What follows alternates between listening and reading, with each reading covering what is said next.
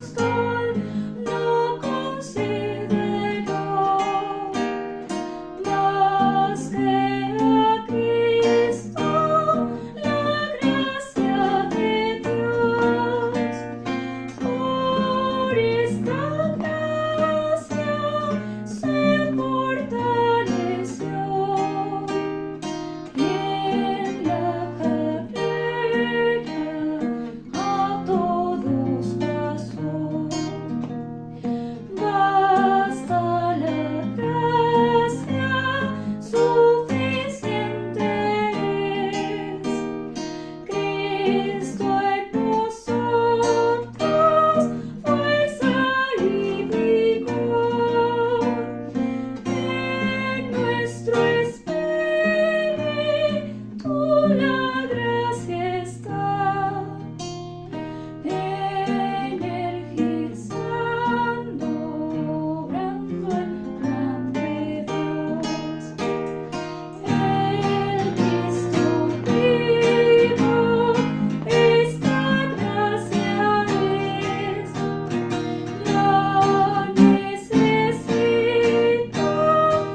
experimentar, que pueda yo la gracia conocer y en mi vivir a Cristo realizar. Amén. Hermanos, gloria al Señor. Ha sido un día muy lleno de la gracia del Señor por acá. Estamos acabando de llegar de alguna reunión. Gloria al Señor. Amados, ¿cómo está nuestro disfrute de la gracia del Señor? Esa es la gran pregunta que todos tenemos que hacernos en esta noche. Esta noche los hermanos en el ministerio, al preparar esta compilación tan rica sobre la gracia en las epístolas de Pedro, nos están llevando a través de este viaje maravilloso con respecto a este tema medular en la economía de Dios en el Nuevo Testamento.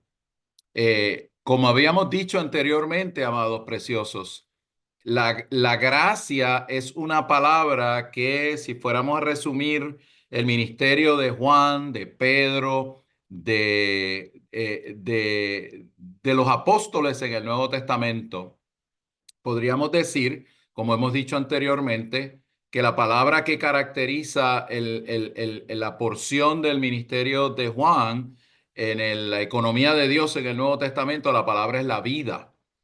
En el caso particular de Pedro, la palabra característica es justicia y gobierno.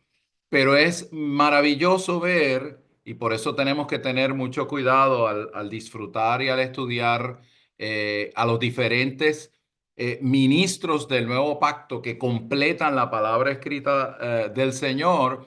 Es bien refrescante poder ver que aunque la palabra que caracteriza las epístolas de Pedro es la palabra de justicia y gobierno, tenemos que tener la conciencia que se nos ha traído desde el comienzo en esta serie de mensajes que la economía de Dios y la impartición triuna de esta vida dentro de nosotros está claramente esbozada en el ministerio del apóstol Pedro expresado en sus epístolas. Y por eso en esta noche, este bosquejo en particular y esta compilación de las porciones del ministerio con algunas notas, pues enfatizan la palabra, la gracia del Señor. Aunque la gracia es una palabra que podemos decir que caracteriza el ministerio del apóstol Pablo, pero hoy vamos a ver la gracia en las epístolas de Pedro y esta es una gran misericordia. Señor, te damos gracias. Te damos gracias porque somos los que disfrutamos esta gracia preciosa. Esta gracia que no es otra cosa que tu impartición como el Dios triuno a partir de nuestro espíritu regenerado, para que nosotros podamos recibir la herencia de esta gracia, lo que tú te has propuesto desde la eternidad pasada, Señor amado.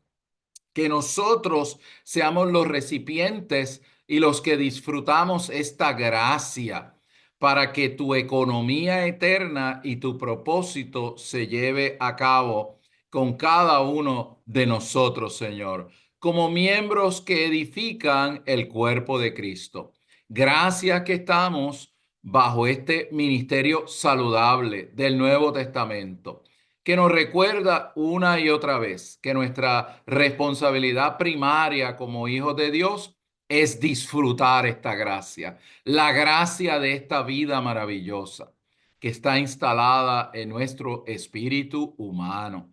Señor, nos jactamos que tenemos tu redención judicial como la base firme para poder experimentar esta gracia. Gracias que tenemos modelos como los de los apóstoles, que por causa del disfrute de esta impartición maravillosa de tu vida, experimentaron ricamente esta gracia para cumplir su función en el periodo de vida en esta era que tú le mediste para ser miembros edificadores del cuerpo de Cristo.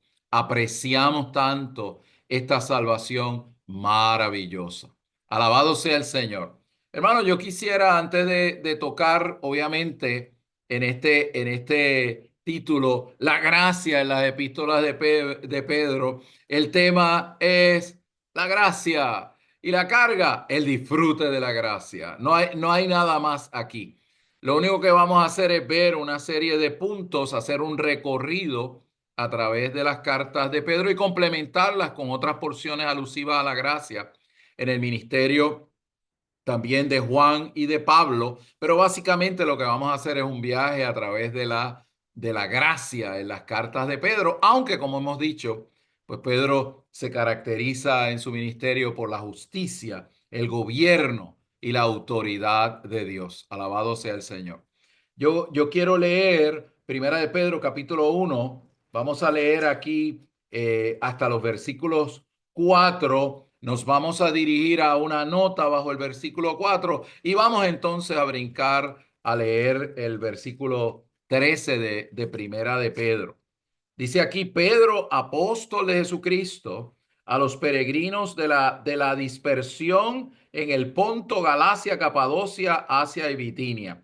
Esa palabra dispersión utilizada por Pedro en el versículo 1 es una diáspora, es cuando el sembrador sale a sembrar y agarra el puñado de semillas y lo tira al aire para regarlo sobre la tierra que ha sido preparada para ser sembrada con la semilla. Por un lado, amados, Cristo es la semilla de vida que se ha sembrado en nuestro espíritu. Pero en la medida que experimentamos esta gracia, nosotros entonces venimos a ser semillas. Y el Señor utiliza las circunstancias y los factores para dispersarnos, es decir, como el agricultor para agarrarnos y dispersarnos por muchos lugares. En Hechos 9, por causa de la persecución, la escritura dice que los discípulos fueron dispersados. Es decir, un evento negativo, aparentemente, ¿verdad? Para nosotros, un evento negativo causó esta dispersión, causó que los creyentes fueran echados como semillas a muchos lugares. En Jueces capítulo 4, verso 25, y les estoy hablando algo de nuestro disfrute y confesión con el Señor. En Jueces capítulo 4, verso 25, el Señor hace una advertencia tremenda a los hijos de Israel. Dentro del contexto de una buena situación, el versículo básicamente dice: después que ustedes hayan disfrutado la tierra, hayan tenido hijos y hayan tenido descendencia y hayan languidecido en la tierra. Es decir, el Señor nos está haciendo una advertencia bien tremenda que es paradójico, ¿verdad, hermanos? A veces el Señor nos bendice, nos suple nuestras peticiones, tenemos un trabajo, tenemos un hogar, tenemos una familia y de momento nos damos cuenta que estamos languideciendo. Hemos entrado a la rutina de lo mismo y hacemos todos los movimientos correctos de la vida cristiana, pero hemos perdido el gozo de la salvación. Oh Señor Jesús, hemos perdido la impresión de nuestros amores nupciales con el Señor. Y estamos sirviendo y estamos aquí, pero hemos languidecido. Nos hemos puesto viejos. El hermano utilizó hace muchos años esta frase en inglés. Hemos venido a estar set, settled and occupied. Hemos venido a estar fijos, establecidos y ocupados. Por lo tanto, el Señor no tiene manera de avanzarnos en el disfrute de esta gracia. Nos hemos estancado y como la cosa estaba tan buena allí en el libro de los Hechos, capítulo 9, el Señor, para evitar que se establecieran y se estancaran, permitió una persecución para que fueran, ¿qué? Para que fueran dispersados como semillas por muchos lugares. ¿Y saben qué? Cuando fueron, la palabra en el libro de los Hechos nos dice que estas semillas echadas al área, a la tierra por las regiones de Asia y luego Europa, etcétera, etcétera, etcétera, iban proclamando este evangelio del reino. Las circunstancias los sacudió de su situación de confort y ellos fueron proclamando el evangelio del reino a donde quiera que fueron, proclamando a este Cristo resucitado y ascendido, quien hoy está en su ministerio para edificar su iglesia y producir la edificación del cuerpo de Cristo. Amado, yo les traigo esto para que a veces nosotros pues le echamos la culpa al diablo, a las circunstancias, a la iglesia, a los hermanos, de esa situación que ha causado que hayamos sido dispersados, sacados de nuestra zona de confort.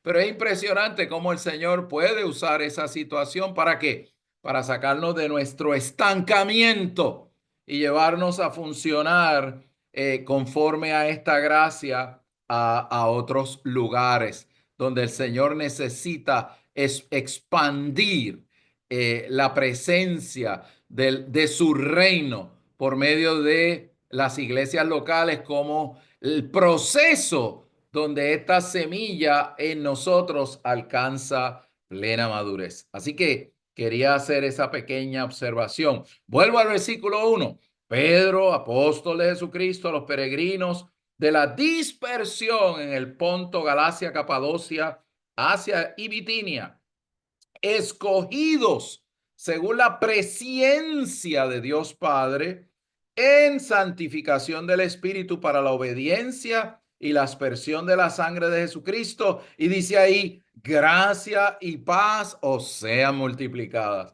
Aleluya por la gracia. Habíamos explicado, ¿verdad?, que la selección y la predestinación de Dios es conforme a su preconocimiento y que el Dios triuno envía el Espíritu como el Espíritu que convence para llevarnos a obedecer la palabra del Evangelio por medio de recibir la aspersión de la sangre redentora de nuestro Señor Jesucristo. Sigue Pedro diciendo, bendito sea el Dios y Padre de nuestro Señor Jesucristo, que según su grande misericordia, aquí entra el asunto de la misericordia, nos ha regenerado para una esperanza viva mediante la resurrección de Jesucristo de entre los muertos. ¿Qué significa que hemos sido regenerados? Bueno, hermano Oscar, que la semilla que tiene que ser dispersada por toda la tierra ha entrado en nuestro espíritu. Y en la medida en que crecemos en esta vida, nos convertimos en semillas dispersables por toda la tierra. Dice aquí, para una herencia incorruptible, incontaminada, inmarcesible, reservada en los cielos para vosotros, que sois guardados por el poder de Dios mediante la fe, es decir, el ejercicio de nuestro espíritu de fe que toca y disfruta esta gracia y conoce a Dios como la realidad. Dice, mediante la fe para la salvación que está preparada para ser manifestada en este tiempo postrero. Alabado sea el Señor. Gloria a Dios. Así que dentro de esa esperanza y esta salvación, dice la nota 2 del verso 4, y hermano, tenemos que hacer el ejercicio de cuando nos metemos en las porciones del ministerio, usar las herramientas que tenemos. Tenemos la versión recobro, tenemos las ricas notas, dice la nota 2, bajo herencia incorruptible. Dice aquí, la herencia aquí mencionada comprende la salvación venidera de nuestras almas. Es decir, cuando la semilla viene, que es este Cristo neumático, como el Espíritu todo inclusivo, se siembra primero la semilla en el Espíritu, pero ella necesita extenderse a todo nuestro ser para salvar nuestras almas. Dice aquí, para la salvación venidera de nuestras almas, la gracia que recibiremos cuando el Señor sea revelado. Y dice, y eso nos lleva al versículo 13. Dice el versículo 13, por tanto, dice aquí, ciñéndonos los lomos de vuestra mente y siendo sobrios, poned vuestra esperanza completamente en la gracia que se os traerá cuando Jesucristo sea revelado. Es decir, dice la Son nota. para fritarlas con el Nota plátano. 4. Dice la nota 4. Es decir, la salvación del alma, que será la consumación de la plena salvación de Dios. La gracia nos fue traída por la primera venida del Señor. Esta gracia será consumada por su segunda venida. Nuestra esperanza debe ser pues puesta en esta gracia. En la primera venida, Él nos salvó. Ahora Él está viniendo para producir la salvación de nuestra alma. Y cuando esta salvación sea consumada en aquellos que son creyentes vencedores, la misma será consumada por medio de la redención de nuestro cuerpo, la transfiguración de nuestro cuerpo. Es decir, un cuerpo semejante al cuerpo del Señor en su resurrección, para ser parte de la novia guerrera que correina con Cristo durante el reino milenial. Alabado sea el Señor. Yo quise hacer esta pequeña introducción. Entonces vamos a entrar poco a poco en los diferentes puntos de este bosquejo, porque aquí tema y carga es lo mismo. Disfrute de la gracia. Hermano, pregúntese, ¿cómo estuvo mi disfrute de la gracia hoy? Aleluya. ¿Cómo estuve mi disfrute de esta persona maravillosa? Aleluya. Yo quiero decirle que hoy a la reunión yo entré con acciones de gracia. Yo entré lleno de gozo y alegría. Alabar al Señor. Aleluya. Y exaltar su nombre. Yo tuve hoy un día muy activo, pero disfrutando con gozo y alegría el gozo de esta salvación. Es decir, el disfrute de esta persona maravillosa. Por lo tanto, leemos el punto Romano 1. La gracia es Cristo mismo como nuestro disfrute. La gracia es el Cristo resucitado como espíritu vivificante, quien se da gratuitamente a nosotros, lo es todo para nosotros, lo hace todo en nosotros, por medio de nosotros y por nosotros. Alabado sea el Señor. Y ahí nos da Juan 1, 14, dice al 17. Dice que la palabra de Dios se hizo carne. Y la palabra, aleluya, la palabra de Dios vino lleno de gracia y de realidad. Cuando la palabra de Dios se manifestó, Él estaba lleno de gracia y de realidad. Y de esa gracia y de esa realidad, la gracia es Dios disfrutado, la realidad es el Dios que podemos conocer al disfrutarle por medio de esa gracia y esa realidad. Entonces nosotros podemos experimentar, según Isaías 55:1, que nos lo dan ahí en ese versículo, el río de las aguas de vida. Yo quisiera ir a Isaías 55:1. Gloria al Señor. ¿Quién tiene sed esta noche? Bueno, ahí dice, ea, dice la versión Recobro, ea, todos los sedientos, venid a las aguas, y los que no tenéis dinero, venid, comprad y comed. Sí, venid, comprad vino y leche sin dinero y sin precio. Hermano, ¿qué es la economía del Nuevo Testamento? ¿Qué es la vida de la iglesia? ¿Cuál es la esencia de nuestra vida cristiana? ¿Tratar de ser buenos cristianos? No, no, no haga eso. Simplemente usted tiene que decir, ¡ea! Yo soy un sediento. Yo necesito venir a las aguas. Y podemos meternos un poquito en la nota 1 del versículo 1. En este libro Dios siempre considera que Él mismo es nuestra salvación como aguas vivas. Alabado sea el Señor. El relato en el capítulo 53 con respecto a la redención lograda es seguido en este capítulo por la invitación a venir a las aguas y beber de ellas. El llamado hecho aquí es similar al que se hace al final de la Biblia en Apocalipsis 22:17. En estos dos pasajes de la palabra, las aguas son el propio Dios redentor. ¡Wow! El propio Dios redentor, quien efectuó la redención en beneficio nuestro por medio de su encarnación, vivir humano, crucifixión y resurrección.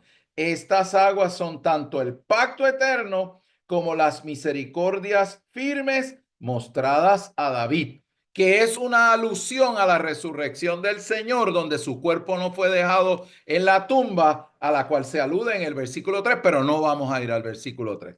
Alabado sea el Señor. Así que, ¿cuál es el concepto de toda la palabra de Dios? Pues un río de vida que lo vemos en el libro de Génesis. ¿Se recuerdan?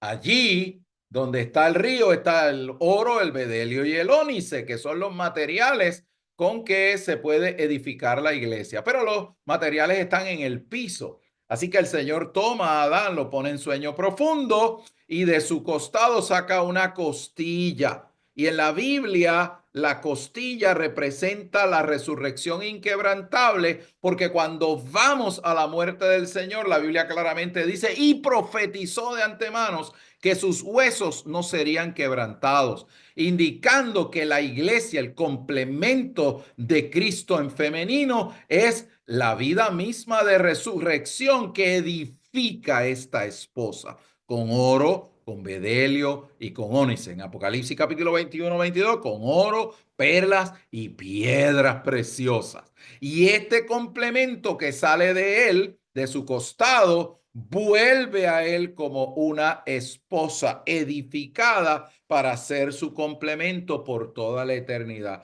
Por lo tanto, la Biblia es un romance universal. Así que yo necesito ser aquel que diariamente bebo de estas aguas, aplicando el derecho a beber de las aguas sobre la base de esta redención judicial eternamente efectiva. Por eso en Primera de Juan, capítulo 2, versos 1 y 2, apóstol Juan, abuelito Juan, dice, hijos míos, no pequéis. Pero si alguno hubiese pecado, abogado tenemos para con el Padre, a Jesucristo el justo. Y Él es la propiciación por nuestros pecados. Así que, hermanos, no debe existir ningún problema si aplicamos esta redención, esta propiciación para satisfacer eternamente las demandas de la justicia, la santidad y la gloria de Dios. No debe existir ningún problema para que nosotros bebamos del río de agua de vida por donde está a este lado y a este otro lado el árbol de la vida. Y ese río emana del trono de Dios y del Cordero. Así que, ¿cuál es la evidencia de que nuestra relación con el trono de Dios y del Cordero, que implica el tema de las epístolas de Juan, es decir, gobierno y autoridad? ¿Cuál es la evidencia de que nuestra relación con el trono de Dios es adecuada? Que estamos experimentando el río de agua de vida. Cuando nuestra relación con el trono sobre la base de la redención judicial del Dios Redentor es adecuada, estamos sujetos al trono. ¿Qué sucede? Experimentamos el río de agua de vida. Alabado sea el Señor. Y en este río están los materiales que edifica la iglesia como el cuerpo de Cristo en esta era y que finalmente consuma la intención eterna de Dios en la gran alegoría de las alegorías al final de la Biblia, que es la Nueva Jerusalén. Gloria al Señor. Punto 2, Romano. La multiplicación de la gracia es la gracia que se multiplica en nuestra vida diaria en el pleno conocimiento de Dios y de Jesús nuestro Señor. La gracia de Dios en su economía es rica, se multiplica y abunda. Vamos entonces a irnos a Primera de Pedro, capítulo 2. Vamos a usar la palabra del Señor. Alabado sea el Señor. Primera de Pedro, capítulo 1, verso 2, que lo acabamos de leer, ¿verdad que sí? Dice aquí, escogidos según la presencia de Dios en santificación del Espíritu para la obediencia para la obediencia y la aspersión de la sangre, gracia y paz. ¿Qué es la gracia? La gracia no es otra cosa que el disfrute de el Dios Padre que nos predestinó, del Hijo que nos redimió y del Espíritu que nos comunica esta persona maravillosa. Es decir, el Espíritu de Jesucristo, con el cual, verso 3, hemos sido regenerados para esta esperanza de gloria. Así que en la medida en que nosotros experimentamos, amados, esta gracia por medio del disfrute de la Trinidad divina que se ha procesado y que hoy es el Espíritu de Jesucristo, la gracia se multiplica y abunda. La gracia se multiplica y abunda porque ahora el procedimiento del crecimiento de la semilla tiene que extenderse de nuestro espíritu a nuestra mente, voluntad y emoción para el Señor hacer su hogar en nuestro corazón. Eso es la economía de Dios. El Señor, así que necesitamos la multiplicación y el abundar de la gracia para que sature todas nuestras partes internas con el rico elemento de este Cristo resucitado y ascendido, que en tipología está ilustrado por el ungüento compuesto que se nos revela en Éxodo 31. Hermanos, yo siempre quiero ser muy disciplinado en repetir una y otra vez estos puntos, repetirlos una y otra vez, para que nosotros tengamos una estructura adecuada de la verdad a la hora de hablar de la economía de Dios y ver que la economía de la deidad misma es su Trinidad. Es decir, el Padre en el Hijo nos escoge y predestina, el Hijo nos redime por medio de su operación redentora y hoy el Espíritu Santo nos sella para que esta gracia pueda salvar, santificar, por medio de todas las experiencias orgánicas de nuestra vida, nuestras partes internas, de manera que el Señor pueda hacer su hogar en nuestro corazón. Alabado sea el Señor. Así que aquí dice la letra A, la gracia nos es multiplicada por medio de nuestros sufrimientos, limitaciones y debilidades. La gracia es Cristo como aquel que lleva nuestras cargas. Cuantas más cargas tenemos, más oportunidades tenemos para experimentar a Cristo como gracia. Hermanos, cuando estamos hablando aquí de sufrimientos, estamos hablando de que el Señor en su arreglo soberano utiliza no solamente los días brillantes de nuestra experiencia espiritual para llevarnos a crecer, sino que también va a utilizar muchas circunstancias que a nuestro concepto pueden ser negativas para demoler, para quebrantar nuestro hombre exterior por medio de la disciplina del Espíritu Santo, para que la capacidad interna nuestra de experimentar a Cristo sea agrandada. Así que en el caso de los hijos de Dios, somos un pueblo que disfrutamos al Señor en el día del sol brillante, como en la zona gris y también en la noche oscura. ¿Por qué razón? Porque por defecto el Señor nos ha puesto en nuestra vida en circuitos y traslaciones donde por diseño van a haber circunstancias que pueden llamarse sufrimientos, limitaciones y debilidades, pero que Dios utilizará ricamente para romper el caparazón de nuestro hombre exterior en su disposición, en las cosas a las cuales todavía reaccionamos, a los estímulos del mundo que todavía causa que nos distraigamos de esta persona maravillosa. Así que la salvación tiene dos extremos. Por un lado, la operación interna de la vida y por el otro lado, la disciplina externa del Espíritu Santo, pasándonos por situaciones necesarias para que seamos quebrantados. Y la vida que está en nuestro espíritu tenga la oportunidad de liberarse plenamente para que nosotros experimentemos esta gracia. Dice la Bel, disfruta del Señor como gracia está con aquellos que lo aman. Alabado sea el Señor. Y ahí nos da, pues obviamente, el famoso pasaje del Evangelio de Juan, donde el Señor confronta a Pedro. Pedro obviamente tenía una disposición natural, una manera de ser que no negaba que amaba al Señor, pero era conforme a su disposición natural. Y él tuvo que ser quebrantado y recibir un tremendo confrontamiento con su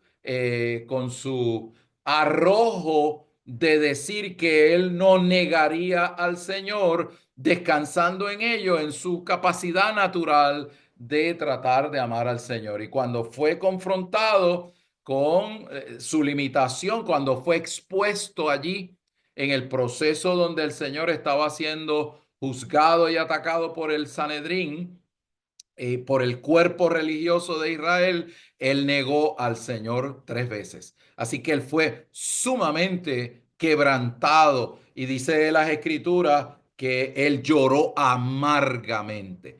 Y hermanos, es inevitable que nosotros en nuestra experiencia, cuando el Señor va a tratar con nuestra fuerza natural, nuestra disposición, las cosas que no nos hemos dado cuenta todavía lo dañaditas que están, relativas a nuestra psiquis, a nuestra mente, voluntad, emoción, fisura, elementos de nuestra naturaleza torcida, de nuestra psiquis. Es necesario que pasemos por diferentes experiencias para ser quebrantados de manera que podamos darnos cuenta de quiénes somos nosotros. Señor, tenemos que ver este asunto, amado, si usted aspira a madurar en el Señor.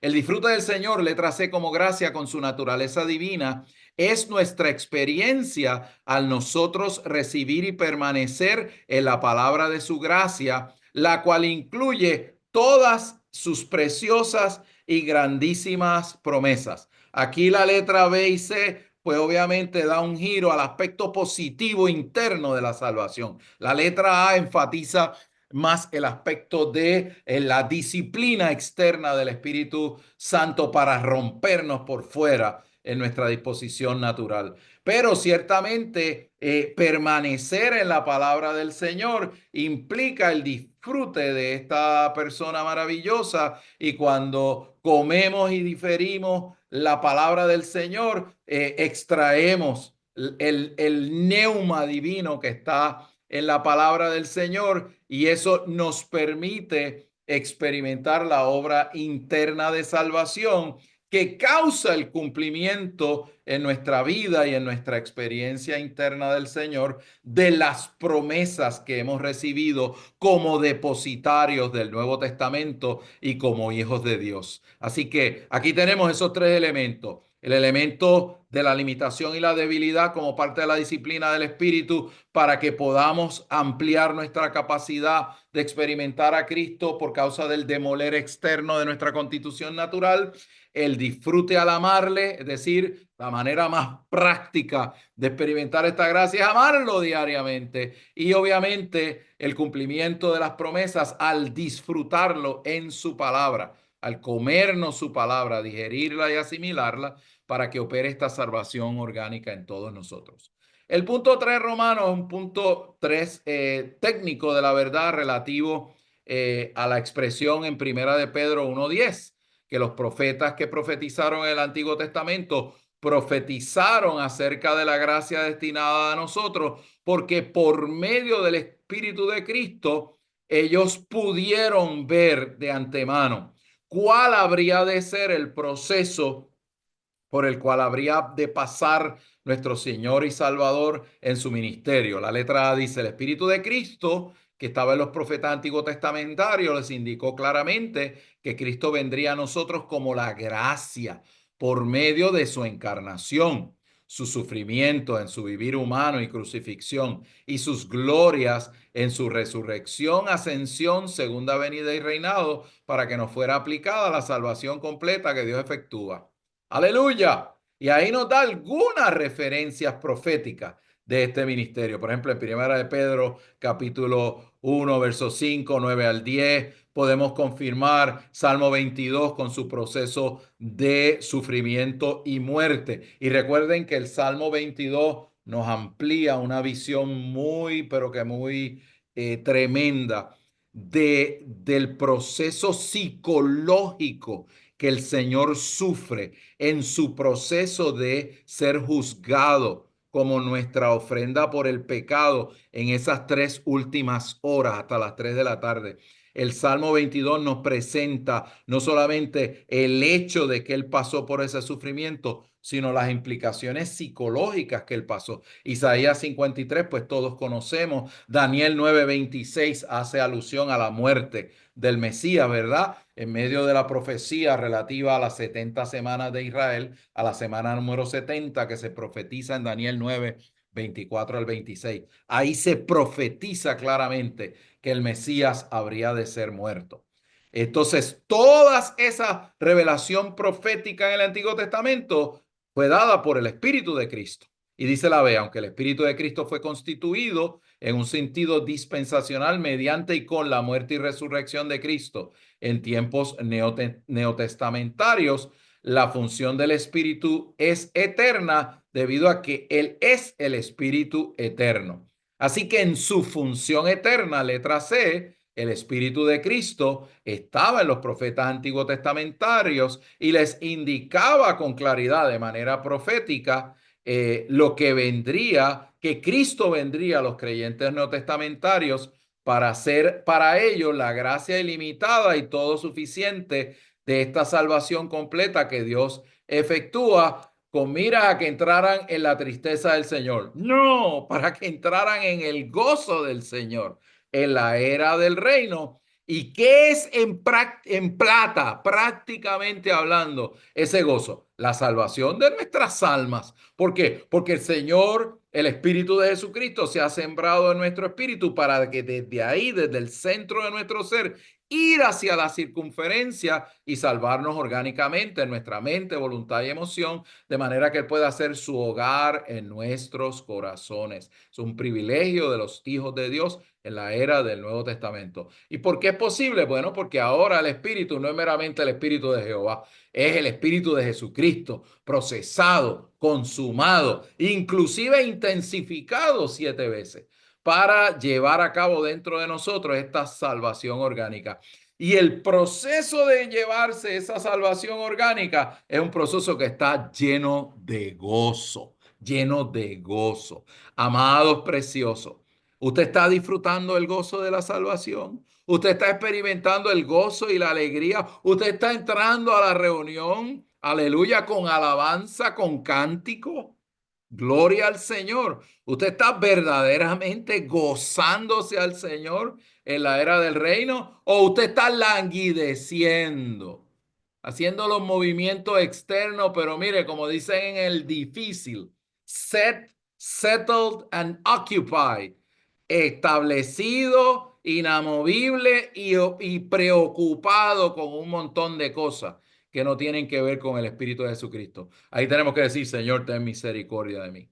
Letra D, el Espíritu de Cristo aplica la salvación completa que Dios efectúa como gracia a nosotros mediante 2 instrumentos: el profetizar de los profetas antiguos testamentarios y la predicación de los apóstoles neotestamentarios. Primera de Pedro, capítulo 1, versos 10 al 12. Dice aquí, acerca de esta salvación, los profetas que profetizaron la gracia destinada a vosotros inquirieron y diligentemente indagaron, escudriñando qué tiempo y qué clase de época indicaba el Espíritu de Cristo que estaba en ellos, el cual testificaba de antemano los sufrimientos de Cristo y las glorias que vendrían tras ellos. A esto se le reveló que no para sí mismos, sino para vosotros ministraban las cosas que ahora os son anunciadas por los que os han predicado el Evangelio por el Espíritu Santo enviado del cielo, cosas que los ángeles desean mirar. Así que vemos ahí una relación en el tiempo entre los profetas que profetizaron en el Antiguo Testamento sobre la encarnación, el vivir humano, la muerte, la resurrección y la ascensión de este Cristo precioso, quien hoy ha descendido sobre su pueblo, sobre aquellos que son redimidos, para que en ellos se cumpla, se lleve a cabo el cumplimiento de la economía neotestamentaria de Dios, que es producir el contraparte femenino de Cristo, la iglesia, que hoy es el cuerpo de Cristo, y que consuma en la ciudad de oro, perlas y piedras preciosas, la nueva Jerusalén. Así que los profetas en el Antiguo Testamento y lo que predicaron los apóstoles neotestamentarios fue este Cristo resucitado y ascendido. Aleluya, gloria al Señor. Y donde quiera que ellos iban, esparcían la semilla de este Cristo resucitado y ascendido. Pero ellos mismos, al experimentar esta salvación orgánica, se convertían en semillas, se convertían en pequeñas palabras de Dios.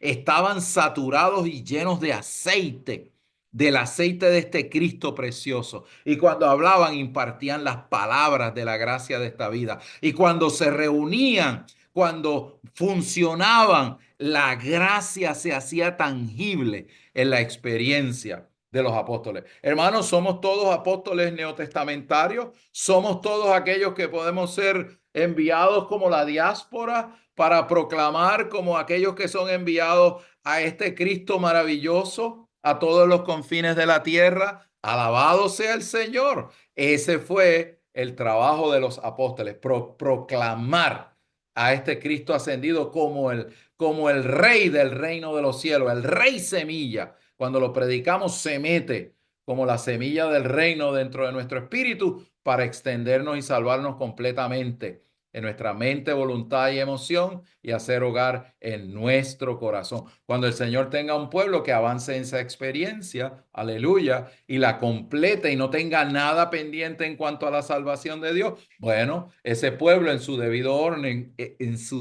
orden conformará la novia guerrera que el Señor vendrá a desposar y que lo acompañará a él en el final de esta era para terminar con los gobiernos humanos rebeldes por medio de sus ejércitos que pelearán y se opondrán directamente a la palabra de Dios que viene acompañado con su novia guerrera. ¿Quién quiere estar allí? Yo quiero estar allí. 4 Romanos, la gracia en la cual los creyentes completamente ponen su esperanza les será traída cuando Jesucristo sea revelado. Ese versículo ya nosotros lo cubrimos al leer la nota, ¿verdad que sí? Esta salvación es la salvación de nuestra alma. La salvación de nuestra alma es es la preparación del pueblo que califica como recompensa para ser parte de los ejércitos vestidos de lino finísimo, que es el segundo vestido que se revela en Apocalipsis 19. Y el privilegio y la bendición de ello es que al ser la esposa guerrera que es desposada en las bodas del Cordero, ellos tienen el privilegio de descender con el Señor para consumar los eventos finales de la semana número 70, los eventos relativos al cierre de esta era. Pero para usted calificar para eso, tenemos que ser creyentes que estamos disfrutando nuestra esperanza constantemente. La gracia, la gracia. De hecho, Pablo en Colosenses utiliza esta expresión. Cristo en nosotros es la esperanza de gloria. Cuando Cristo aumenta de nuestro espíritu y se extiende por medio de esta salvación interna, de nuestra alma, a nuestras partes internas. Cristo entonces, por el medio del disfrute de Él como la gracia, el disfrute de la Trinidad Divina, que trae este gozo maravilloso, que es la evidencia de que Él nos está salvando orgánicamente, se convierte en nosotros en la esperanza de gloria, porque Él mismo dentro de nosotros nos lleva a experimentarle a Él de un grado de gloria, o sea, de expresión, al Él ganar en nuestras partes internas a otro grado de gloria hasta que alcancemos la plena filiación. Romanos capítulo 8, verso 23 y Romanos capítulo 8, versos 29 y 30. Hermanos, quien quiere ser parte de eso, usted tiene que decir amén a pulmón. La gracia que nos será traída cuando Jesucristo sea revelado se refiere a la salvación del alma, que es la consumación de la salvación completa que Dios efectúa. Ahora, este párrafo es la misma nota como párrafo en el bosquejo. Vamos a volver a leerla. La gracia dada a nosotros en Cristo nos fue otorgada antes que el mundo comenzara. Amados preciosos, fuimos conforme al preconocimiento de Dios. Vimos ahí en el versículo 1 de Primera de Pedro. Fuimos escogidos en la eternidad pasada para ser depositarios de Cristo en nosotros como la gracia y la esperanza de alcanzar la plena filiación para la plena glorificación de este Cristo forjado en todo nuestro ser tripartito. Felicítese, usted fue escogido para este destino antes que el mundo comenzara. Dios, quien era en el principio, llegó a ser carne en el tiempo como la gracia para que le recibamos, poseamos y disfrutemos. El Dios triuno procesado, consumado como espíritu, que mora en nosotros, ha llegado a ser el espíritu de gracia que está con nuestro espíritu. Alabado sea el Señor. Y ahí nos da 2 Corintios 3:17. Cuando esta semilla se extiende, nos lleva de un grado de expresión a otro grado de expresión. Vamos madurando hasta que lo único que quede pendiente sea la transfiguración de nuestro cuerpo en la parucía del Señor. Así que, Señor, yo quiero experimentar la gracia. Gracias por esta redención. Gracias que yo puedo comerte, beberte. Yo puedo experimentar el río de agua de vida diariamente, de manera que tú me reconstituyas con tu vida dentro de mi ser interior.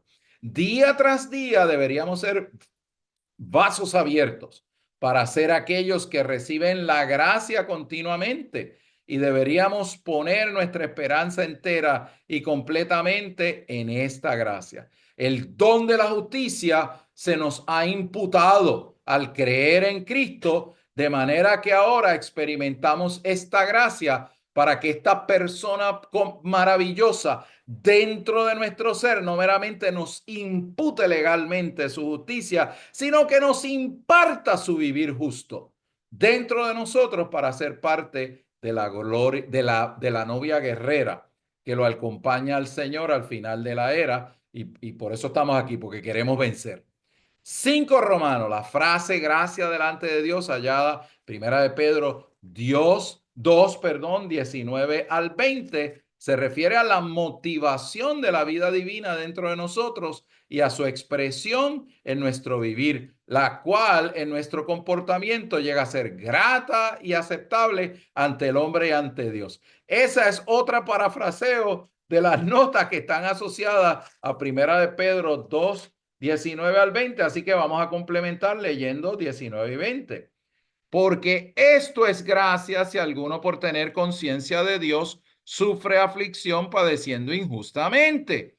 Pues qué gloria es si pecando sois abofeteados y lo soportáis. Mas si haciendo lo bueno sufrís y lo soportáis, esto es gracia delante de Dios. Así que aquí la gracia no es otra cosa, sino el disfrute de esta persona maravillosa, que de hecho es el varón de dolores, que pasó por muchos sufrimientos y como hombre aprendió obediencia y en su espíritu están compuestas estas experiencias para que nosotros, tomándolo a él como nuestra persona, si necesario, pasemos por las experiencias de ser abofeteados, de ser perseguidos, etcétera, etcétera, etcétera. Alabado sea el Señor, que en su vivir humano el Señor ganó en su humanidad todas estas experiencias de obediencia, de paciencia, de sufrimiento, mientras él cumplía a la perfección la voluntad de su Padre. Alabado sea el Señor. Así que dice aquí la nota: la gracia, quien es el Dios triuno procesado para nuestro disfrute, llega a ser nuestra motivación interna y expresión externa. La gracia nos motiva por dentro y nos energiza, pero también se expresa en nuestra comunión íntima con Dios, en la conciencia que tenemos de Dios. Todos tenemos que aprender cómo tener la gracia, lo cual consiste en tomar, poseer la gracia, usarla y aplicarla. Alabado sea el Señor. B, el Dios triuno procesado como gracia, recibido y disfrutado por nosotros, es expresado de manera visible para que otras puedan verlo en nuestro vivir santo, en las reuniones de la iglesia. Y ahí nos dan Hechos 11:23, es una porción bien tremenda porque se tangibiliza la gracia ahí. Dice aquí, cuando llegó, dice, llegó la noticia de estas cosas, oído de la iglesia que estaba en Jerusalén, y enviaron a Bernabé que fuese hasta Antioquía, es decir, había un mover de la obra del Señor y enviaron a Bernabé a Antioquía. Y dice la Biblia que cuando llegó, dice que vio la gracia de Dios. Se regocijó y exhortó a todos a que con propósito de corazón permaneciesen unidos en el Señor. Dice aquí, la gracia vista por Bernabé seguramente consistía en que los creyentes recibieran y disfrutaran al Dios triuno y lo expresaran en su salvación, su cambio de vida y su modo santo de vivir, y con los dones que ejercitaban en sus reuniones, todo lo cual podía ser visto por otros. Así que Hechos 11:23 es una reunión de los creyentes, y cuando Bernabé entró a esa reunión, vio la gracia de Dios. Vio la gracia del Señor exhibida en el testimonio de los santos, vio la gracia del Señor exhibida por medio de las funciones de ellos como miembros edificadores del cuerpo de Cristo. Vieron, la gracia se hizo tangible en el cuerpo de Cristo por medio de una expresión bona fide de una reunión del cuerpo de Cristo en esa ciudad en particular. Alabado sea el Señor, que la gracia se puede recibir, se puede tocar, se puede ver en el vivir de los santos. Hemos sido llamados a disfrutar y a expresar a Cristo como gracia en medio de los sufrimientos, a fin de que lleguemos a ser una reproducción fotocopia de Cristo como nuestro modelo, según su vivir de un Dios hombre. Y se recuerdan que en la semana pasada vimos primera de Pedro 2:20-21, y la palabra modelo allí dice aquí, pues que para esto fuisteis llamados, porque también Cristo padeció por vosotros, dejándoles un modelo, un modelo. Y se recuerdan de la palabra en griego, la palabra es upogramos, para que sigáis su posada. Hipogramo es la plantilla con las formas de las letras del abecedario que se le pone a los chiquitines para que ellos puedan calcar las letras de manera que eventualmente ellos puedan aprender a escribir adecuadamente. ¿Quién es nuestro modelo? Nuestro modelo es Cristo. Y veíamos la semana pasada que eso no es un mero calco externo. Muchas veces vemos, hoy por ejemplo, yo estaba en la reunión aquí en la localidad, hay muchos matrimonios jóvenes teniendo hijitos. Y es impresionante cuando usted ve los chiquitines, porque usted ve ciertos gestos que salen espontáneamente de su constitución por causa de que tienen los genes de sus padres. Así que ellos no solamente están imitando externamente la conducta de sus padres, sino que tienen la vida de sus padres. Tienen el código genético de sus padres. Amados, nosotros tenemos en nuestro espíritu el código genético de la Nueva Jerusalén. Tenemos el código genético de este Cristo.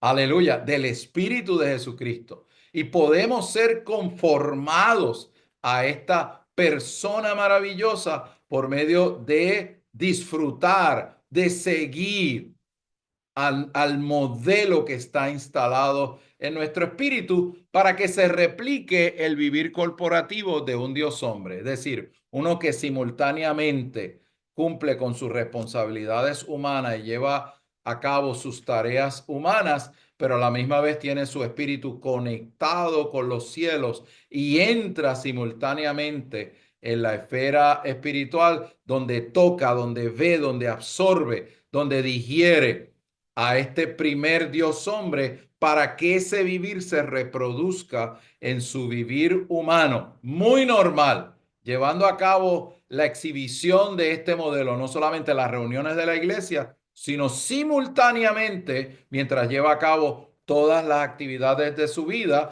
que requiere el uso de su intelecto, de su mente, de su fuerza física.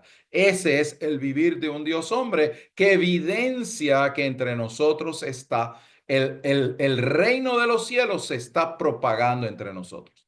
6. La gracia de la vida es la herencia de todos los creyentes, sean fuertes o débiles. Hermanos, ¿qué significa que la gracia de la vida es la herencia de todos los creyentes? Bueno, esta gracia de la vida divina nos ha hecho participantes de este Cristo como la buena tierra. Y la buena tierra es nuestra herencia. Sobre la base de este Cristo como la buena tierra, nosotros edificamos la casa de Dios que se aumenta en la ciudad de Dios. Tenemos la imagen y tenemos el dominio, porque estamos disfrutando la porción del espíritu de fe, del disfrute de este Cristo como la buena tierra que nos permite edificar la casa de Dios. La gracia de la vida es Dios como vida y suministro de vida para nosotros en su Trinidad divina. El Padre es la fuente, el Hijo es el curso y el Espíritu es el fluir de la vida, fluyendo dentro de nosotros como el Hijo, con el Hijo y el Padre como gracia para nosotros. Alabado sea el Señor. Recuerden el principio. Los tres del Dios triuno coexisten simultáneamente en coinherencia, desde la eternidad pasada a través del puente del tiempo y hacia la eternidad futura. Hay distinciones y hay pluralidad en la deidad. Son distintos, pero no están separados. Y no solamente no están separados, sino que viven uno dentro del otro de manera coinherente. Esa impartición del Dios triuno procesado y consumado, hermanos, es nuestra herencia. Es el Padre como la fuente de vida, el Hijo como el curso de esta vida y el Espíritu en el fluir de la vida. Cada vida, recuerden, tiene un elemento, tiene una esencia, tiene un poder, tiene una ley y tiene una expresión. El elemento es Cristo, la esencia es el Espíritu. Aleluya. El poder es el poder de una vida indestructible. La ley es la ley del espíritu de vida y el resultado es la reproducción, el aumento de Cristo en su cuerpo, que es la iglesia, que es la casa de Dios y que viene a ser finalmente el reino de Dios. Hermanos, nosotros somos los que disfrutamos este Dios triuno procesado y consumado como la gracia de Dios para que la economía de Dios se lleve a cabo. Y esa, hermano, es nuestra herencia. Por lo tanto, somos herederos para heredar la gracia de la vida y vasos para contener la gracia de la vida. En la medida en que el vaso de barro disfruta el tesoro que está en el centro de su ser, el vaso igualará al tesoro, en quien es el Dios triuno procesado y consumado, en vida, naturaleza, expresión y función, mas no en la deidad. Alabado sea el Señor por esta salvación. 7, Romanos. La multiforme gracia de Dios indica las riquezas de la gracia de Dios en sus muchas formas, los cuales los santos ministran los unos a los otros. Mire toda la gracia que tenía Pedro, y Pedro es el de la autoridad del juicio.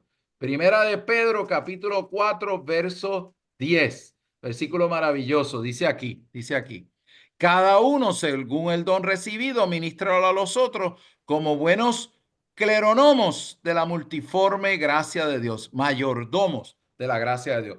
A todos se nos ha dado una porción, una parcela de este espíritu maravilloso de Jesucristo. Y cada uno de nosotros somos miembros que funcionan así, que conforme a la medida de gracia que eso nos ha dado para ejercer nuestra función, nos convertimos en mayordomos de la gracia. ¿Para qué? Para impartir la gracia del Dios triuno que se ha forjado dentro de nosotros en otros creyentes. Alabado sea el Señor.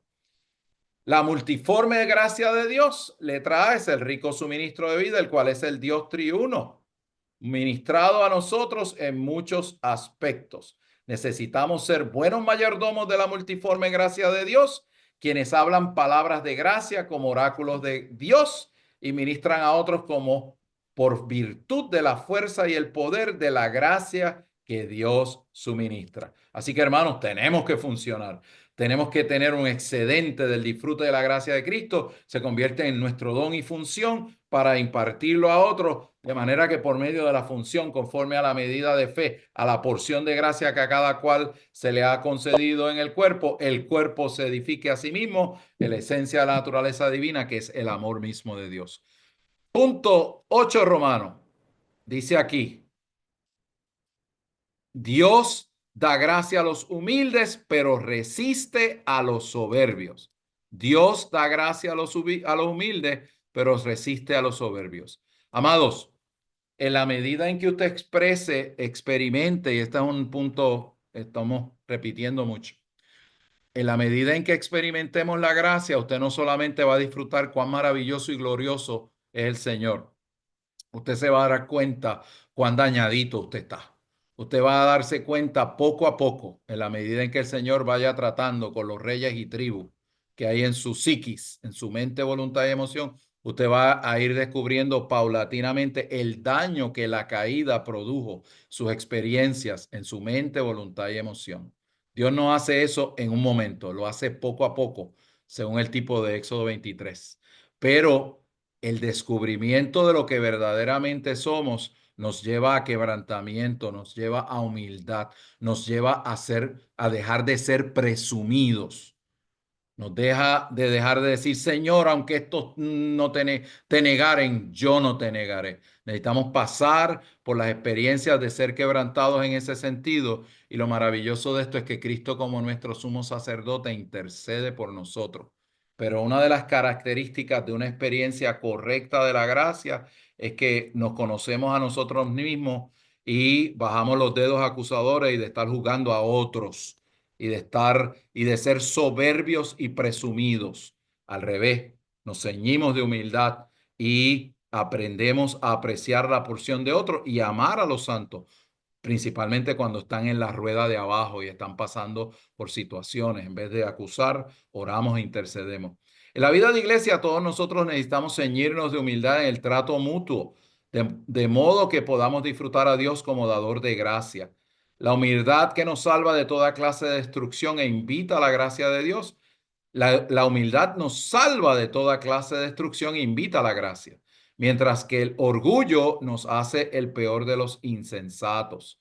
Debemos estar dispuestos a ser humillados, reducidos bajo la mano poderosa de Dios en su disciplina y echar nuestra vida con sus preocupaciones sobre Él, porque Él se preocupa por nosotros de manera amorosa y fiel. Al principio de este compartir yo les mencioné de la disciplina del Espíritu Santo y que el Señor va a tener que humillar, reducir, pasarnos por experiencia para quebrantar nuestro hombre exterior, que no es otra cosa sino cuando utilizamos nuestra vida del alma sin reconocimiento del hombre interior en nuestro espíritu, sin prestarle atención, y esa vida del alma entonces se expresa a través de nuestro cuerpo corrupto y caído. Ese es el hombre exterior. Por lo tanto, necesitamos la disciplina externa del Espíritu Santo para que seamos reducidos y humillados.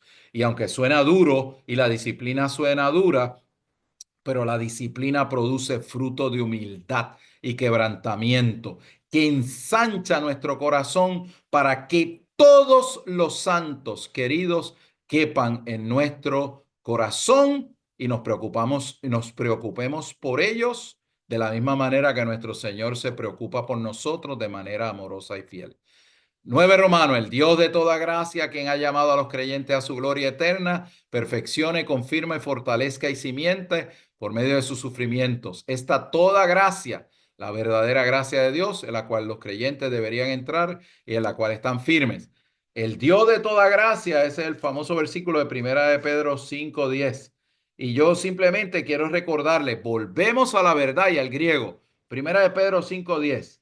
El Dios de toda gracia os perfeccione. Recuerden que la palabra perfeccionar ahí es la palabra clave de las 4 palabras finales. Significa catartizo. Catartizo es el resultado práctico de la salvación orgánica de Dios en nuestras partes internas. Significa ser engranados, ser adecuados, ser completados, ser renovados, ser reparados, ser equipados, ser ordenados, ser ajustados, ser enmarcados, ser preparados, ser perfeccionados, ser fortalecidos, ser completados.